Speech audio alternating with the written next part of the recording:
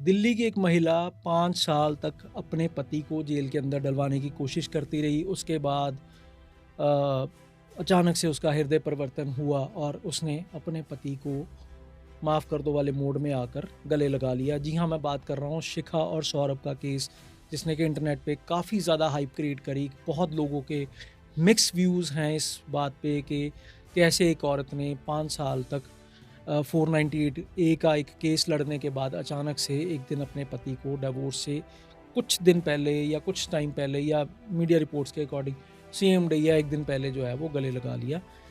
मैं आज की वीडियो में इस बात पे कुछ अपने पर्सनल व्यूज़ रखूँगा। हो सकता है कि बहुत सारे लोगों को मेरे पर्सनल व्यूज़ अच्छे ना लगे, ख़ास करके फेमिनिस्ट जो वुमेन हैं उनको अच्छे ना लगे। तो मैं पहले बोल देता हूँ कि महिलाएं जो हैं वो इस वीडियो को अभी छोड़ के जा सकती हैं, क्योंकि हो सकता है कि वीडियो देखते-देखते एंड तक उनका थोड़ा पारा चढ़ जाए, उनको गुस्सा आ जाए। खैर, बात करते हैं, अब आगे बढ़ते हैं। 5 साल तक एक महिला शिखा अपने पति को जेल में डलवाने के लिए पूरा उसने जद्दोजहद करी, सब कुछ किया। 498 का एक केस लगाया, झूठा था सच्चा था वो कोर्ट का प्रेरोगेटिव है। पर मेरा पर्सनली ऐसा मानना है कि 95% केसेस की तरह ये केस भी झूठा ही था। उसके लड़के के माँ बाप जो है, सौरभ जिस लड़के का नाम था, उसके पेरेंट्स को भी साथ में फंसा दिया। और फिर उसके बाद अचानक से कुछ ऐसा हुआ कि अचानक से वो पति जो 498 का कल्पिट था, जो एक्यूज्ड था, जो बहुत बुरा भयंकर पति था, वो अचानक से भगवान बन गया। ऐसा कैसे हो गया? ऐसा ऐसे हो गया कि अचानक से उस महिला के अंदर, उस अ, औरत के अंदर सर्वाइवल इंस्टिंक्ट जाग पड़ा, क्योंकि उसके जो फादर हैं वो बीमार हो गए, उनको गवर्नमेंट हॉस्पिटल के अंदर एडमिट होना पड़ा। लड़की ने जब ये देखा कि मेरे फादर की कोई टेक केयर करने वाला नहीं है, मेरे पास सपोर्ट सिस्टम नहीं रहा, मेरे रिसोर्सेज उतने नहीं रहे, और उस लड़के ने मेरे फादर को उठा के एक प्राइवेट हॉस्पिटल में भर्ती करवा दिया, उनका ट्रीटमेंट करवाया, उनका चलो इलाज का खर्चा भी किया, तो अचानक से वो लड़का भगवान बन गया। अब ये यू टर्न कैसे हो गया? ये यू टर्न ऐसे हो गया, मैं इस यू टर्न को मानता हूँ एक मौका परस्ती का यू टर्न, एक अपॉर्चुनिस्टिक माइंडसेट। ये चीज़ उस औरत ने करी, और मुझे उस हस्बैंड के लिए अच्छा भी लग रहा है और बुरा भी लग रहा है कि वो बेचारा इस आस में खुश हो गया कि शायद अब मेरा घर बस गया। पर ये नहीं पता कि आज से 2 साल, 5 साल, 10 साल, 15 साल या 2 महीने बाद ही दोबारा से फिर से ऐसा कुछ हो जाए। क्यों? क्योंकि जब तक तो वो लेडी केस जीत रही थी, डिवोर्स खेल रही थी, तब तक तो सारा कुछ ठीक था। फिर अचानक सिचुएशन पलट गई, फिर वो माफ़ कर दो वाले मोड में आ गई। माफ़ कर दो वाले मोड में आने के बाद ये हुआ कि नहीं, मेरे से गलती हो गई है। और अगर आप उस फ़ोटोग्राफ को, उस वीडियो को ध्यान से देखो, जो आपने भी शायद बहुत सारे लोगों ने देखी होगी, उसमें भी वो लड़का, उसका हस्बैंड, वही उसको हग कर रहा है, लड़की हग नहीं कर रही है, लड़की हग नहीं कर रही है। इसका मतलब ये है कि ये एक सिचुएशन का फ़ायदा उठाया गया, एक सिचुएशन ऐसी क्रिएट हो गई बाय चांस कि उस लड़की को यू टर्न लेना पड़ा, और ड्रामा ये किया गया। मैं बार-बार ये वर्ड कहता हूँ, ड्रामा। जी हाँ, ड्रामा। ड्रामा ये किया गया कि कोर्ट के अंदर डिवोर्स के कागज़ फाड़ दिए गए और लड़के को गले लगा के डिवोर्स जो है वो कैंसल कर दिया गया कि नहीं, मुझे तो इसके साथ ही रहना। क्यों रहना भई?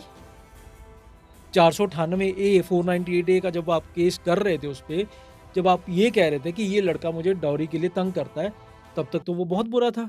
फिर 5 साल आपके हियरिंग चले, केस चले, सब कुछ हुआ, आप डिवोर्स की खुशियों में खेलते रहे कि मुझे तो डिवोर्स मिल जाएगा, मैं तो बड़ी फेमिनिस्टिक लेडी बन जाऊँगी, मैं तो बहुत आज़ाद हो जाऊँगी। पर जब कुदरत ने बाज़ी पलटी, जब उस ऊपर वाले ने बाज़ी पलटी, तो आपको पलटने पे मजबूर होना पड़ा। पर इसका मतलब ये नहीं है कि आप अपना कैरेक्टर जो है वो छोड़ दोगे। आप आज नहीं तो कल दोबारा से इस तरह का कुछ ना कुछ करोगे ही करोगे, उसी लड़के पे झूठे सच्चे एलिगेशन लगा के। ये मेरा 101% मानना है। और मुझे बुरा उस लड़के के लिए भी लग रहा है कि वो बेचारा इमोशनल फूल बन गया। उस इमोशनल फूल लड़के ने इस लड़की को फिर से एक्सेप्ट कर लिया। अरे भाई सौरभ, अगर आप ये वीडियो देख रहे हो, सौरभ भाई, अगर आप ये वीडियो देख रहे हो तो मानो मेरी बात, अपना ध्यान रखना, बच के रहना। ये आपका कोई सेफ लाइफ पार्टनर नहीं है अब। इस चीज़ को हमेशा याद रखना, क्योंकि जो पहले हुआ है वो दोबारा भी हो सकता है। ये तो एक हालात ऐसे बन गए कि उस लड़की को समझ आ गया कि मेरे पास कोई सपोर्ट सिस्टम नहीं है, नहीं तो वो तो फिर चल ही रहा था ना। ऐसे में अगर ये लड़का उसके फादर को प्राइवेट हॉस्पिटल में एडमिट ना करवाता या उस लड़की का फादर बीमार ना होता, तो भी क्या ये लड़की डिवोर्स के कागज़ फाड़ती? तो भी क्या ये उसको दोबारा से गले लगाती, उसको हक करती? आप लोग को आंसर बहुत अच्छी तरह से पता है, कमेंट करके ज़रूर बताना। मेरा ऐसा मानना है कि बिल्कुल वो नहीं करती, क्योंकि एक तरफ तो 498A का झूठा केस हो गया, उसके बाद 5 मिनट में हमने अपना रंग बदल लिया। इतनी जल्दी तो गिरगिट भी रंग नहीं बदलती कि 5 मिनट में वो इंसान हमें भगवान लगने लग गया। सॉरी इतनी जल्दी निकल आई अंदर से, कैरेक्टरिस्टिक आपका एकदम से बदल गया। क्यों? क्योंकि she weaponised that law, the law जिसको कि वुमेन ज़्यादातर अपनी जो एक ईगो है उसको सेटिस्फाई करने के लिए यूज़ करते हैं। क्योंकि बड़ी अनफॉर्चुनेट बात है कि भारत के अंदर, इंडिया के अंदर महिलाओं के लिए बहुत सारे कानून हैं, बंदों के लिए, मर्दों के लिए कोई कानून नहीं है। और मैं हमेशा एक चीज़ कहता हूँ कि डॉरी लेना गलत है, बिल्कुल गलत है, पर अगर डॉरी लेना गलत है तो एलुमिनी लेना भी गलत है। वो कहाँ से लीगल हो गया? पैसे का लेन देन अगर पहले गलत है तो फिर बाद में कैसे जायज़ हो गया? और क्यों नहीं ऐसा कोई लॉ है, क्यों नहीं ऐसी कोई प्रोविज़न खड़ी की जाती कानून के अंदर कि अगर किसी महिला को डिवोर्स पे एलुमिनी मिल जाती है तो उसको सेकंड मैरिज करने का हक हमेशा हमेशा के लिए ख़त्म कर दिया जाए, उसकी मैरिज लीगली रजिस्टर ही ना की जाए। अदरवाइज़ ये बिज़नेस तो बन ही गया, सबको पता है। आप अपने आस-पास देखो, निगाह मार के देखो, नज़र मार के देखो, कितने लोग हैं जो ये बिज़नेस चला रहे हैं, कितनी महिलाएँ ऐसी आपने देखी होंगी जिन्होंने एक से शादी करी, 2-4-5 साल रहे या 2-4-5 महीने रहे, केस फाइल कर दिया, पैसे झाड़े, फिर अगली शादी करी, फिर ये किया, फिर ये किया। कितने आजकल की दुनिया में आपको देखने को मिल रहे हैं, बहुत ज़्यादा। इट मीन्स कि कानून के अंदर एक कमी है जिसका कि फ़ायदा कुछ महिलाएँ, सारी महिलाएँ नहीं, कुछ महिलाएँ बहुत गंदे तरीके से उठाती हैं। और उनको जो बैक करने वाले, उनको जो सपोर्ट करने वाले, चाहे वो कोई बाहर का बंदा हो, चाहे वो घर वाले ही हों, चाहे कोई अंदर का और बंदा हो या कोई आउटसाइडर, कोई अफेयर चल रहा है, तो वो सारे लोग जो है इन कानून का फ़ायदा उठाने के लिए इसको एक तरह से एनकरेज करते हैं और इस तरह का फ़ायदा उठाया जाता है। 2020 में शिखा और सौरभ की शादी हुई, शादी के कुछ मंथ बाद डिस्प्यूट हो गया। उसके बाद एज़ यूजुअल 498A का जो एक हथियार है वो शिखा ने चला दिया, सौरभ पे भी चला दिया, उसके पेरेंट्स पे भी चला दिया। But with the passage of time hearings चलती रही, सब कुछ होता रहा, ट्रॉमा दोनों तरफ था। लड़के को ये था कि मैं इनोसेंट हूँ, मैं फंस ना जाऊँ। हो सकता है वो इनोसेंट हो सकता ना हो, मैं इस पे पर्सनली कमेंट नहीं करूँगा, पर जो ज़्यादातर केसों में पैटर्न देखा जाता है, लड़के को होगा कि मैं इनोसेंट हूँ तो मैं फंस ना जाऊँ, लड़की को होगा कि मुझे जल्दी जल्दी मिले सारा कुछ, मैं फ्री हूँ और मैं आगे देखूँ। ये चीज़ें इस देश में नहीं होनी चाहिए। एक तरफ आप जेंडर इक्वलिटी की बात करते हो, आप बात करते हो कि सारे हक हर एक के लिए बराबर हैं, तो महिलाओं को अगर हक ज़्यादा मिले हैं तो मर्दों को भी हक ज़्यादा मिलने चाहिए, पुरुषों को भी हक ज़्यादा मिलने चाहिए। ये बराबर होना चाहिए। ऐसा तो नहीं है कि पूरे भारत के अंदर सिर्फ महिलाएं ही अपनी मैरिड लाइफ में दुखी हैं, बंदे भी दुखी होंगे। मैंने बहुत सारे बंदे ऐसे देखे हैं जो बहुत परेशान हैं, बेचारे कुछ नहीं कर पाते क्योंकि उनके पास कोई लॉ ही नहीं है। अब बात वही आ गई कि अगर सौरभ जो है वो उसके फादर को एडमिट ना करवाता, तो क्या ये औरत, क्या ये शिखा नाम की जो महिला है, ये फिर भी डिवोर्स के पेपर फाड़ के उसको गले लगाती? या उसने ये एक सिचुएशन एनालिसिस कर ली कि अब मेरे पास सपोर्ट सिस्टम नहीं रहा, मेरे पास फाइनेंसेस भी नहीं रहे। मैं फाइनेंसेस की बात मैं इसलिए कर रहा हूँ क्योंकि उसको अपने फादर को गवर्नमेंट हॉस्पिटल में एडमिट करवाना पड़ा, वो प्राइवेट हॉस्पिटल का जो ट्रीटमेंट है वो अफोर्ड नहीं कर सकती थी। ऐसे में उसने एक यू टर्न लिया, एक सिचुएशन ऐसी क्रिएट हो गई कि उसको अपॉर्चुनिस्टिक एक टर्न लेना पड़ा और उसने अपने हस्बैंड को जाकर गले लगा लिया। मुझे बुरा इस चीज़ पे लग रहा है कि हस्बैंड या वो बंदा कैसे इस चीज़ के लिए मान गया। इस बात की क्या गारंटी है कि आने वाले टाइम में ये महिला दोबारा इस तरह से कुछ नहीं करेगी? क्या कोई गारंटी है? क्या कोई रिटर्न में ऐसा है कि अगर ये दोबारा इस तरह से कुछ करेगी तो उसके क्या रेपरकशंस होंगे? नहीं है। It is not a emotional scene, it is a emotional fool thing, it is a emotional drama. और मैंने जब फर्स्ट टाइम ये न्यूज़ पढ़ी तो बड़े लोगों ने सोशल मीडिया पे लिखा हुआ था कि देखो जी कितनी अच्छी खबर है जी, घर बच गया, ये बच गया। बी प्रैक्टिकल यार, बी प्रैक्टिकल। घर बच नहीं गया, घर तो ज़्यादा स्टेक पे लग गया।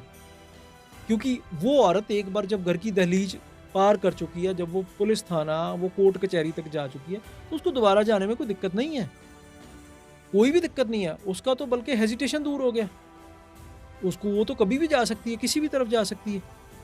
ऐसे में मैं सौरभ को एक चीज़ कहूँगा कि भाई बच के रहना, अपने घर के अंदर सीसीटीवी वगैरह लगा के रखो, क्योंकि अब आपके सिर पे हमेशा एक तलवार लटक रही है। You are not with the safe life partner now anymore, because एक बार जो एक चीज़ इंसान कर लेता है, अगर वो उसमें फेल हो जाए, तो वो कुछ टाइम के लिए उस चीज़ को मतलब मैनिपुलेशन वाले मोड में भी आके आपके साथ कॉम्प्रोमाइज़ कर लेगा। बट सूनर और लेटर वो चीज़ वो दोबारा करने की हमेशा ही तलाश में रहेगा, हमेशा उस मौके की तलाश में वो रहेगा ही रहेगा। बेटर तो ये होता कि आप लोग डिवोर्स लेते, डिवोर्स लेके उसके बाद देखते कि सिचुएशन क्या है।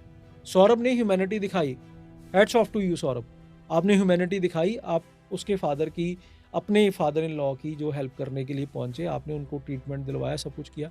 बट क्या इस लड़की ने कभी अपने फादर की बात मानी होगी कि तू ये सब मत कर? नहीं मानी होगी, क्योंकि उस टाइम तो फेमिनिज्म आया होता सिर पे।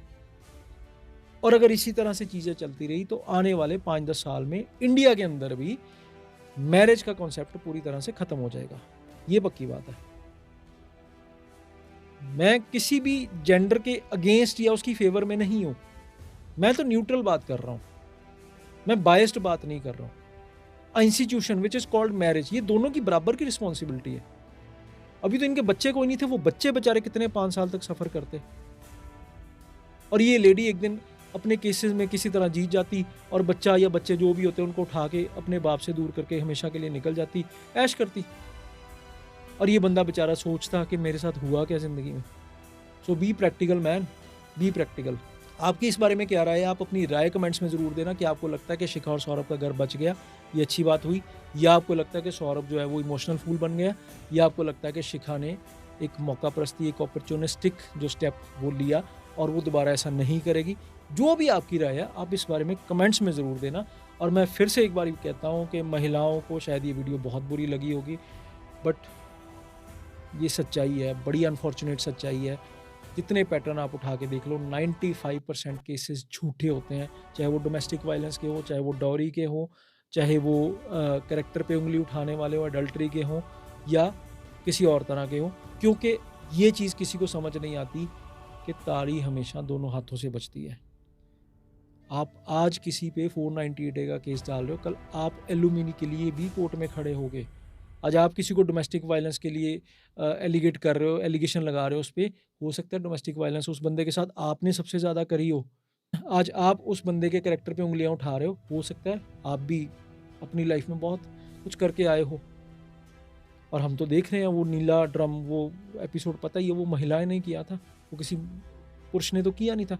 सो ये एक आज के समय में एक नेसेसिटी है, एक रिक्वायरमेंट है कि इस लॉ को चेंज किया जाए, दोनों के लिए इक्वल लॉ की जाए।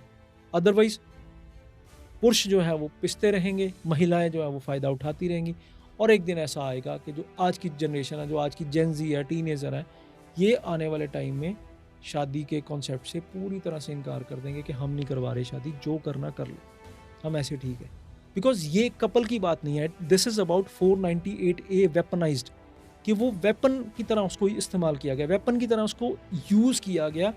और जब सिस्टम फॉल्स एक्विजिशन रिवार्ड करता है किसी को, तो अपॉर्चुनिटीज़ जो है वो हमेशा एक्सप्लॉइट करती हैं सामने वाली पार्टी। ये चीज़ होती है, ये हमेशा से होती है। सौरभ की काइंडनेस ठीक है, रियल हो सकती है, ह्यूमैनिटी वाली हो सकती है, बट अगेन सौरभ बच के रहना।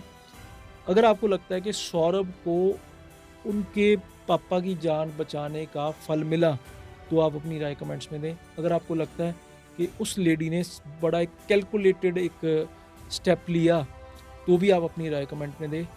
मैं आपका अपना प्रवनीत, मिलते हैं अगली वीडियो में। तब तक अपना और अपनों का ध्यान रखिए। वीडियो अच्छी लगे तो सब्सक्राइब कीजिएगा, और जिनको अच्छी नहीं लगे वो कमेंट्स में जो चाहे वो लिख के जा सकते हैं। मैं हर कमेंट का पर्सनली आंसर करता हूँ। Thank you.